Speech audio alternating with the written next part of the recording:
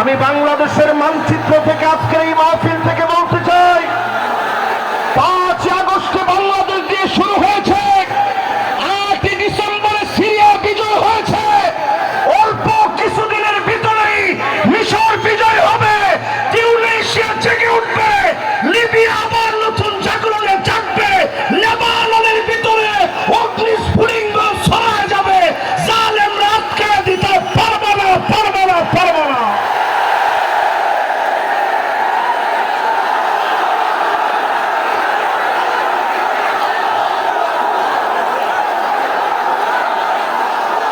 আগামীর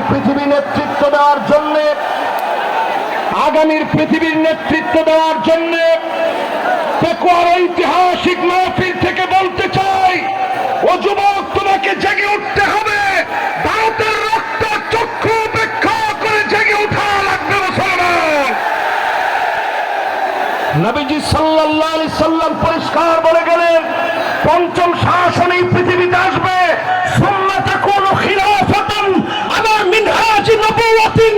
আল্লাহ নবী বলেছেন, কেউ সেই শাসনকে কেড়ে নিতে পারবে না। 54 বছর দেখা শেষ, সামনে হবে আল কোরআনের বাংলাদেশ।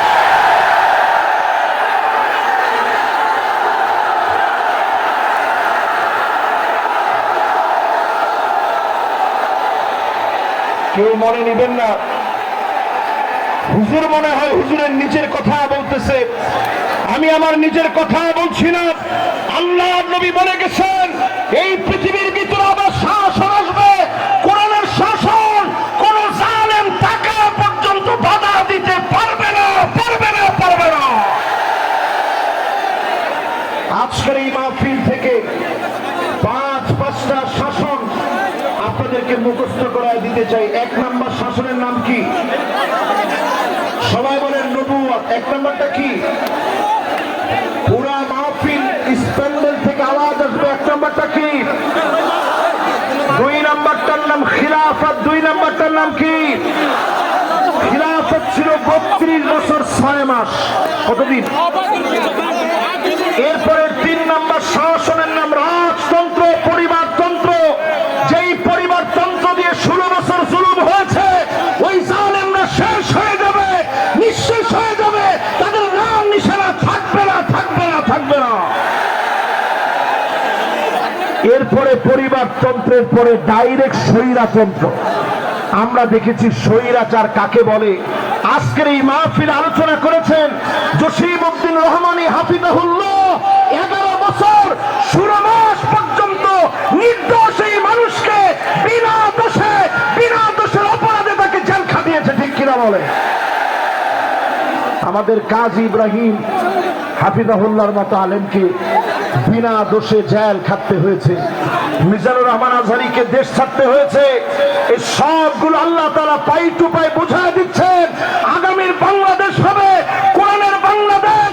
যদি আপনি পিছায় পড়েন, গলা ধাক্কা দিয়ে আল্লাহ তাআলা আপনাকে বের করে দিবে, ঠিক কিনা বলে?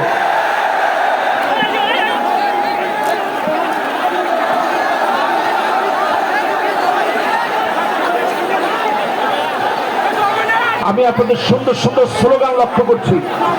স্লোগানের ভিতরে যদি আপনারা বলতে পারেন আল কোরআনের আলো, না ঘরে ঘরে তো অনেক বছর জ্বালাইলাম, 54 বছর হয়ে গেছে, তাহলে কোথায়?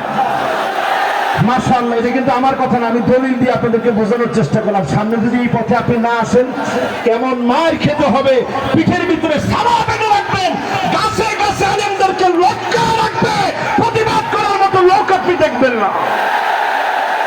এজন্য পরিষ্কার আজকের মাহফিল থেকে বলেন, আল কোরআনের আলো কোথায় জ্বালাবেন? দেখি একজনের স্লোগানটা দেন তো সরলভাবে।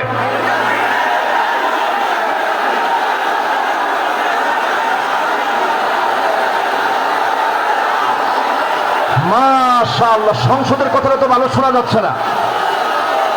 মাশাআল্লাহ, আল কোরআনের আলো, আল কোরআনের আলো, নারে তাকবীর। মাশাআল্লাহ, এইরকম একটা তাকবীর যদি আমরা সংসদে দিতে পারি, আরে কথা কয়, আমরা ছিলাম ইয়ারমুকের যুদ্ধে মাত্র 36,000 মুসলমান, বিপরীতে তারা ছিল 4,40,000। খালিদ বিন ওয়ালিদ শুধু চিঠি লিখেছে, আসলিম তাসলাম, ইসলাম গ্রহণ করো শান্তি পাবে। রোমক সম্রাটের পায়জামা গরম হয়ে গেছে। সে চিন্তা করছে 36,000 মুসলমান আসলে আমরা পারবো কেমনে?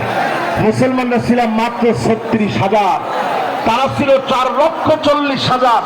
রোমক সম্রাট সাহায্য চেয়ে চীনের কাছে চিঠি লিখছে, এই মুহূর্তে চিঠি লিখলাম, আপনি আপনার বাহিনী পাঠান, মুসলমানদের সাথে লড়াই